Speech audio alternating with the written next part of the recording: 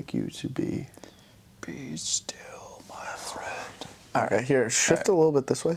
Dude, that movie is so good. It's so good, man. Yeah. Like, I completely forgot. You know, I haven't seen it since probably pretty close to when it came out.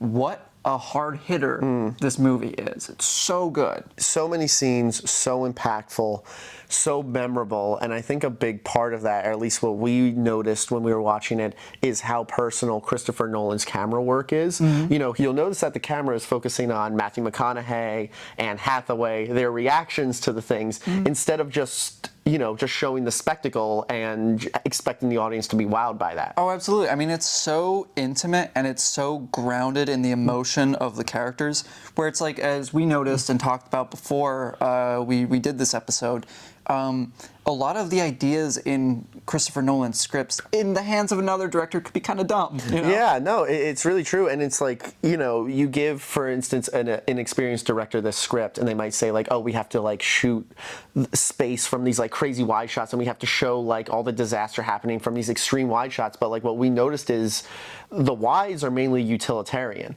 Yeah. You know, whereas, like, you know, you see other filmmakers, and a lot of filmmakers use the wide shot very well and everything, and they choreograph space very well. But I think what Christopher Nolan does here is he sets the stage, and then he's like, okay, you know that there's a giant wave coming. You know that there's a spaceship spinning in the air. You know all these things already. Now let's get to the important stuff. I want to show you how our characters are reacting to that space. Right. It's all, you know, very close up. It's very intimate. It's very grounded in this, like, documentary-esque style, combined with very motivated lighting. And it gives it this texture and this feeling that it is real. The spectacle isn't what his interest is. It's what people feel about the spectacle. It's capturing this emotion and having us connect with what's happening on screen in a more meaningful way than, well, I guess there's just an explosion, you know? Yeah. Well, to add to that too, I think that's why making Man the villain here is so impactful, because you see all these spectacles, right? Like we were talking about in the breakdown. You know, Earth is on the verge of disaster. There's these giant dust storms. There's these giant waves that our protagonists have to basically outrun.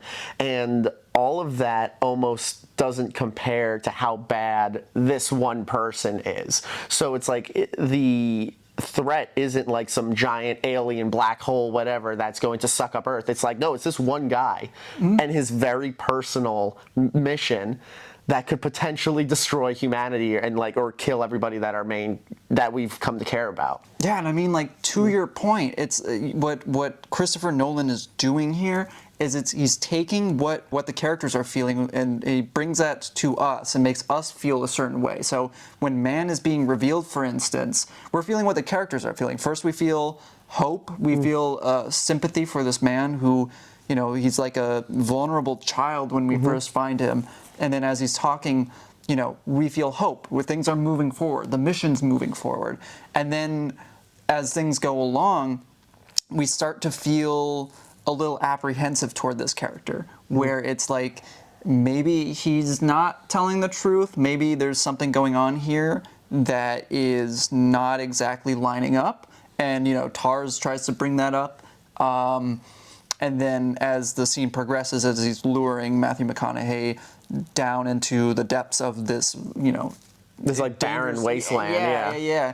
We end up finding out almost too late that there's something wrong. You know, like the alarm bell goes off, but it's too late. So I think what your takeaway here should be is that to really create like a powerful emotional film, you can have all these spectacles, you can have all these amazing set pieces, but you do have to make the audience care about the characters. And how do you do that is that you reflect their headspace in the visual storytelling aspect of it. So as a director, when you're approaching your scene and blocking, you know, you should be asking yourself, what is going to make the audience care the most about what's going on right now? Is it hanging on a shot of an explosion for 15 seconds? Or is it showing how these characters are reacting when put in this dangerous situation? And then from there, you're going to be able to create these amazing moments where these characters are getting tricked by the villain and we don't really know who the villain is because you're inside the space of the protagonists.